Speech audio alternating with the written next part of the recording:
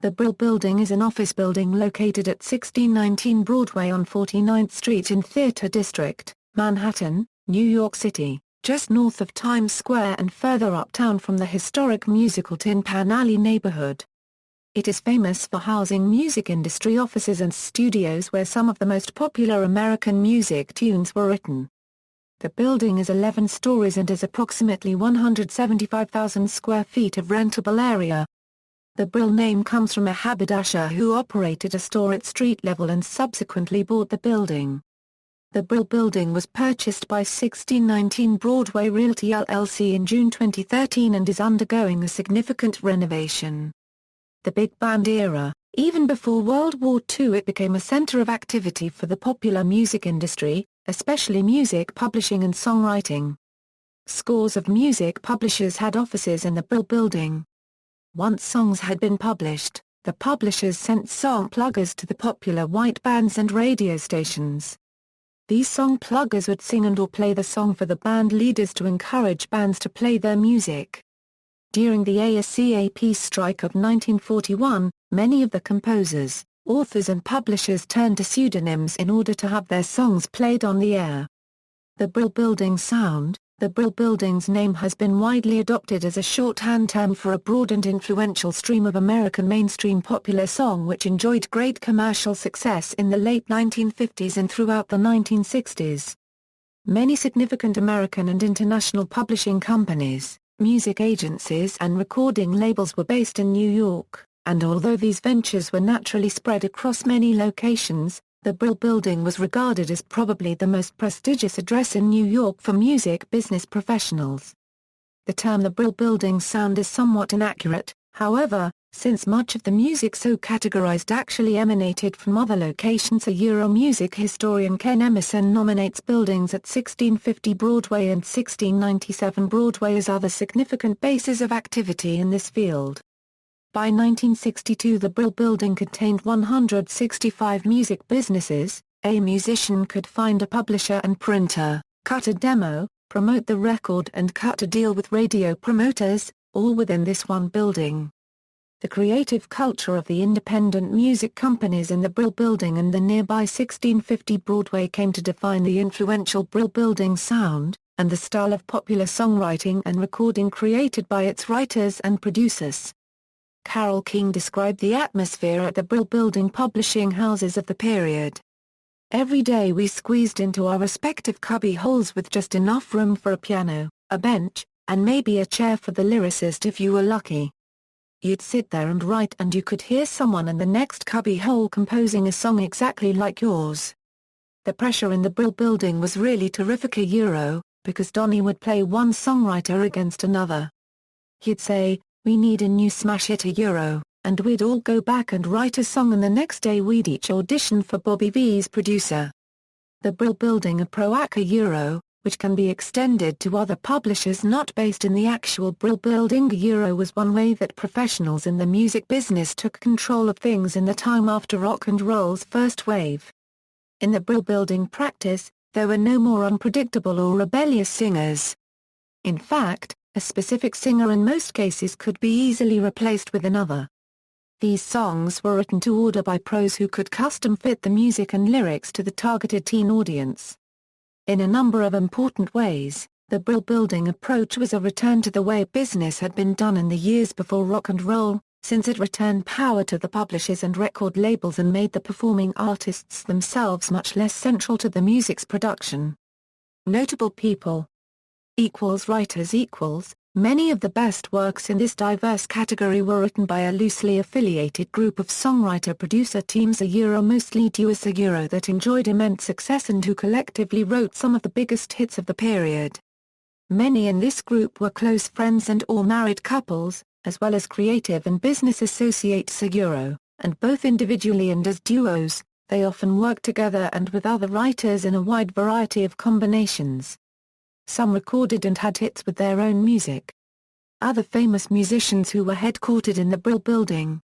Among the hundreds of hits written by this group are Yak Eaty Yak, Save the Last Dance for Me, The Look of Love, Breaking Up Is Hard to Do, Devil in Disguise, The Locomotion, Supernatural Thing, We Got to Get Out of This Place, and River Deep, Mountain High.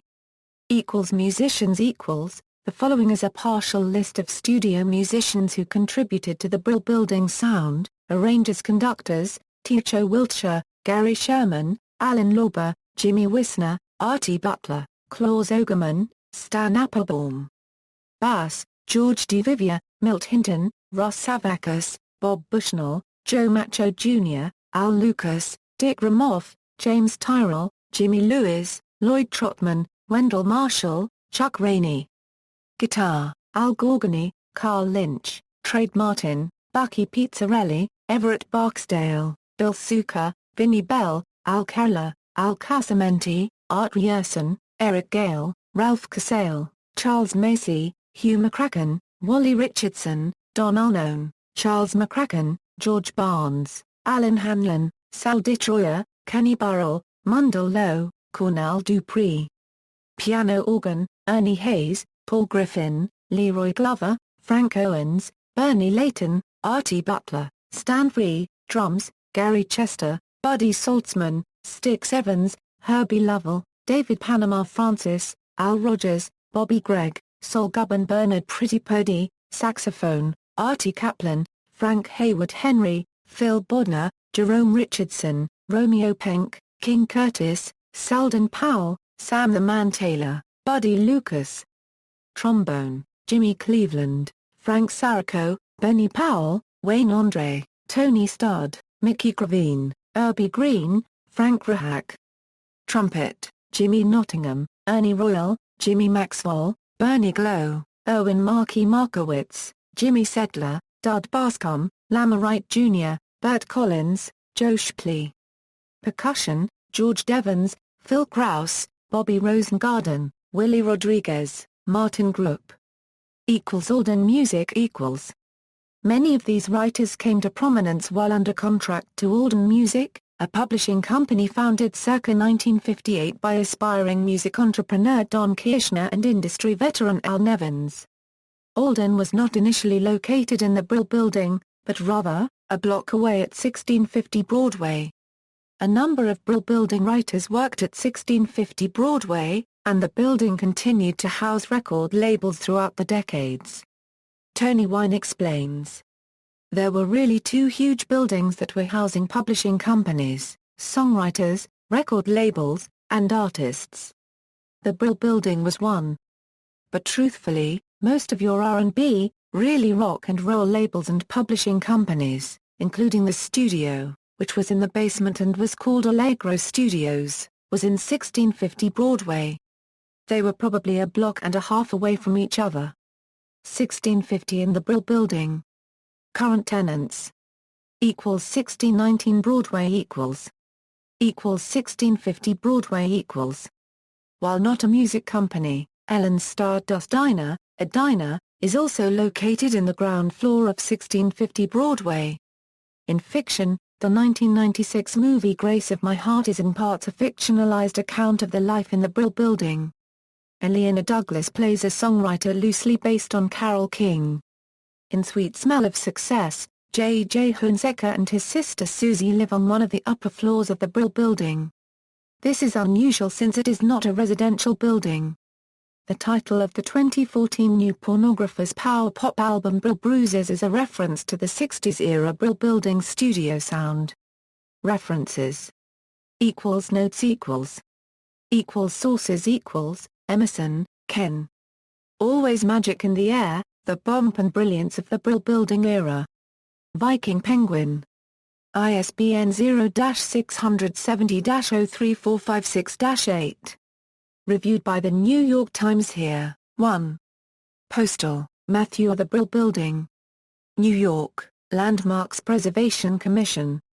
LP 2387. Schurer, Timothy E., American Popular Music, The Age of Rock, Bowling Green State University, Popular Press, 1989. Cf. especially pages 76, 125. Further reading AOL Music Pop artists in the Brill Building AOL Music, interview with Tony Wine, Song Facts, regarding Klaus Ogerman and his music publishing companies located at the Brill Building, Brill Building is named a landmark, half empty but full of history. Brill Building seeks tenants. New York Times, July 24, 2013. External links: The Brill Building The official Brill Building website, Brill Building The History of Rock, about.com, Brill Building about.com, Times Square attractions, Brill Building at the Songwriters Hall of Fame, Spectra Pop's Brill Building, The Brill Building Songwriters, New York Architecture Images Brill Building.